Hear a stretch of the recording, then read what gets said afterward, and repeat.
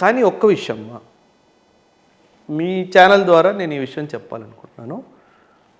Government websites నుంచే క్వశ్చన్లు వస్తున్నాయి. మీరు దయచేసి వాటినే ఫాలో అవ్వండి.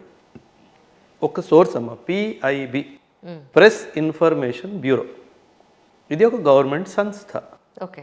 మన ప్రభుత్వము సెంట్రల్ అయినా ఏ స్టేట్ ఇంపార్టెంట్ ఇన్ఫర్మేషన్ అయినా ఏ కీలకమైన నిర్ణయాలు ఏ సంస్థలో ఏ దిశలో తీసుకున్నామో ఎవ్రీడే ఈ యొక్క సైట్లో అప్డేట్ అవుతుంది.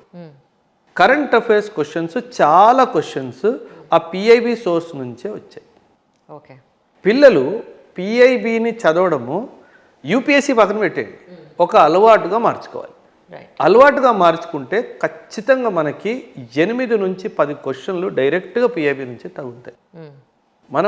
నేను ఒక 2 years ముందు మీ ఛానల్లో ఒక పదం వాడాను, ఎందుకు పనికిరాని పిచ్చి కాగితాలు టెస్ట్ సిరీస్.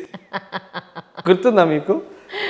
ఎందుకు పనికిరాని కాగితాలని నమ్ముకొని డబ్బులు పారేసి వాటిని పదే చదువుతారు. కానీ వాస్తవం చెప్తున్నానమ్మా, అవి ఎందుకు పనికిరాని కాగితాలు మాత్రం. ఒక చిన్న క్యాలిక్యులేషన్ వేసుకుందాం మన ఇద్దరం కూర్చొని. 8 లక్షల మంది అప్లికేషన్ పెట్టారు ఈ సంవత్సరం ప్రిలిమ్స్ ఎగ్జామ్కి. అందులో సగం మంది టెస్ట్ సిరీస్ కొనుక్కున్నారు అనుకుందాం. ఎంతమంది? 4 లక్షల మంది. 4 లక్షల మంది. ఒక్క టెస్ట్ సిరీస్ విలువ సాధారణంగా మార్కెట్లో 8 నుంచి 20,000 దాకా ఉంది. 1000 రూపాయలు అనుకుందాం. 4 లక్షల నుంచి 1000 రూపాయలతో మల్టిప్లై చేసుకోండి, 40 కోట్ల వ్యాపారం. 40 crores. ఎప్పుడు నేను ఒక టెస్ట్ సిరీస్ 1000 రూపాయలు చెప్తున్నప్పుడు మాత్రం 40 కోట్ల వ్యాపారం. అంటే పిల్లలు వాళ్ళని నమ్మేసి డబ్బు పక్కన పడాను. ఏముంది 1000 రూపాయలు అనుకున్నాం కదా, అది కాదు పాయింట్. ఒక సంవత్సరం పోయింది కదా. సో నేను కూడా పిల్లలకి ఏమంటానంటే, ఏదైతే NCERT book, standard text book, me class notes, government website, ministry of finance annual report, RBI annual report, ministry of commerce report, annual report, ministry of home affairs, defence, వాళ్ళు ఏం చేస్తున్నారు అప్డేట్ చేస్తూ ఉంటారు. వాటిని ఫాలో అవ్వండి. United nations లాంటి సంస్థ ఏం చేస్తుంది, వరల్డ్ బ్యాంక్ లాంటి సంస్థ ఏం చేస్తుంది, IMF ఏం చేస్తుంది, ఇవి ఫాలో అవ్వండి. మీరు టెస్ట్ సిరీస్ దయచేసి కొనబాకండి. ఇది నేను సిన్సియర్ అడ్వైస్ పిల్లలకి ఇస్తాను.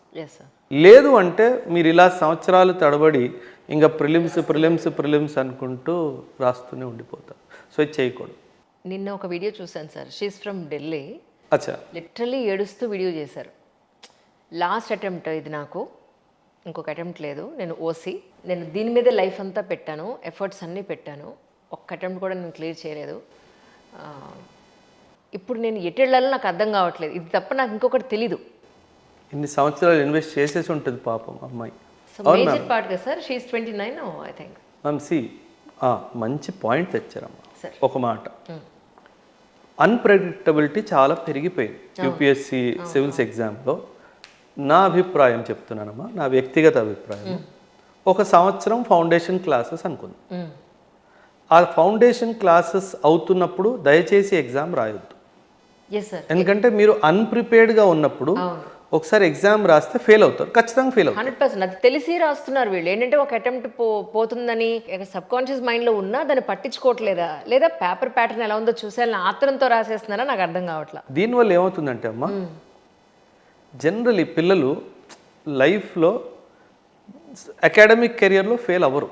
ఇక్కడ మొదటిసారి ఫెయిల్ అవుతారు కదా, అది వాళ్ళ కాన్ఫిడెన్స్ని దెబ్బతీస్తుంది. సో రెండోసారి ఎప్పుడైతే సీరియస్గా కూర్చొని రాయడానికి ప్రయత్నిస్తారో ఆ భయం వల్ల తెలిసినవి కూడా తప్పు పెట్టొస్తారు. సో అది ఒక సైకలాజికల్ నెగటివ్ ఇంపాక్ట్ క్రియేట్ చేస్తుంది. అండ్ దానివల్ల ఇంకో విషయం అవుతుంది, రెండోసారి మీరు ప్రిపేర్డ్ ఉన్నప్పటికీ నేను బహుశా ప్రిపేర్డ్ లేనేమో అని చెప్పి డిలే కూడా అయిపోతుంది. సో నేనేమంటానంటే పిల్లలకి ఫస్ట్ అటెంప్ట్ ఇచ్చే ముందే ఒక 18 నెలలు శ్రద్ధగా కూర్చొని మంచిగా అబ్జర్వేషన్ చేస్తూ మీరు ప్రిపేర్ అయితే కనుక 18 months టైం తీసుకోండి. ఫస్ట్ అటెంప్ట్ ఇచ్చిన తర్వాత ఇమీడియట్గా ప్లాన్ B మీద పనిచేయడం స్టార్ట్ చేయండి. మీరు ఇప్పుడు అన్నారు కదా 29 years అమ్మాయి, 29 దాకా వెయిట్ చేద్దాం, మా తప్పు చేయకూడదు. ఫస్ట్ అటెంప్ట్ 18 నెలల ప్రిపరేషన్ తోటి ప్యూర్గా ఇంకెక్కడ డైవర్జన్ లేకుండా ఇచ్చేయండి. అంత సీరియస్నెస్ కావాలి దాని మీద, అంత ఫోకస్ పెడితేనే. లేదంటే ఇప్పుడు ఎలా ఉన్నారు సార్, నేను చాలా మందిని చూస్తున్నాను కదా, నామకే వస్తే యూపీఎస్సీ ప్రిపేర్ అవుతుంది మా పిల్లలు అని చెప్పుకోవడానికి బాగానే ఉంటుంది. జర్నీ స్టార్ట్ చేస్తారు, వీళ్ళ దగ్గర సీరియస్నెస్ ఉండదు, పేరెంట్స్ వెయిట్ చేస్తూ ఉంటారు, వాళ్ళ ఎఫర్ట్స్ అన్నీ పెడుతూ ఉంటారు పేరెంట్స్, వీళ్ళు మాత్రం టైం పాస్ చేస్తూ ఉంటారు ఇక్కడ. అంటే అమ్మ పిల్లల్లో కూడాను అంటే దీనికి మళ్ళీ 2 కోణాలు. సాధారణంగా పేరెంట్స్కి ఈ యూపీఎస్సీ సివిల్ సర్వీసెస్ మీద అంత అవగాహన ఉండదు. కరెక్ట్. ఈ పేరెంట్స్ ఏమనుకుంటారంటే, వెళ్ళి సంవత్సరం అయిపోయింది కదా, నువ్వు ఇంకా రాయనంటావేంటి, అంటే నువ్వు ఇంకా చదువుకోలేదా. కాకపోతే ఈ ఎగ్జామ్కి ప్రిపేర్ అవ్వడానికి 18 నుంచి 24 నెలలు పడుతుంది అన్న అవగాహన పేరెంట్స్కి లేదమ్మ. కరెక్ట్. సో దానివల్ల ఏమవుతుందంటే చాలామంది పిల్లలు చెప్తారు, సార్ నాకు రాయాలని లేదు కానీ పేరెంట్స్ ఇబ్బంది పెడుతున్నారు, రాయమంటున్నారు, ఒక అటెంప్ట్ రాస్తే నీకు అవగాహన వస్తుంది అంటున్నారు, కానీ నాకు రాయాలని ఉద్దేశం లేదు అని అంటున్నారు. అయినా సరే పేరెంట్స్ వినట్లేదు అని చెప్పి పిల్లలు చెప్తారు.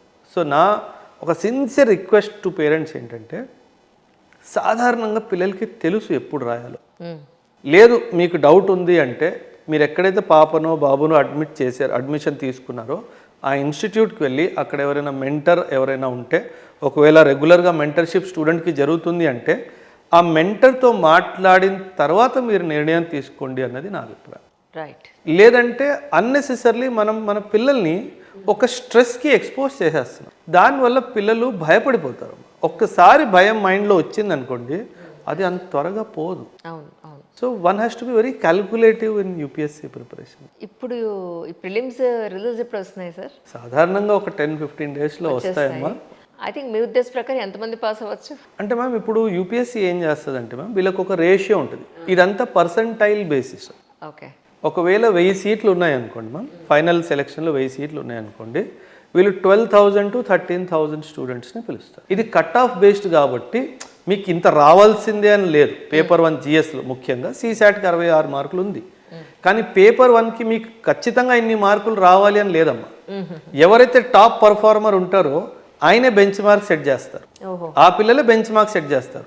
సో ఒకవేళ 12,000 మందిని మెయిన్స్కి పిలవాలి అని అనుకుంది అనుకోండి, 12,000 ఎక్కడ స్టాప్ అవుతుందో అది కట్ ఆఫ్ అయింది. This is how it is decided. So పిల్లలే బెంచ్ మార్క్ని సెట్ చేస్తారు. సో ఈసారి ప్రిపరేషన్ ఈ పేపర్ కొంచెం టఫ్ వచ్చింది కాబట్టి, అంటే 85 to 90 బ్రాకెట్లో కట్ ఆఫ్ ఉండే అవకాశం అయితే ఖచ్చితంగా ఉంది.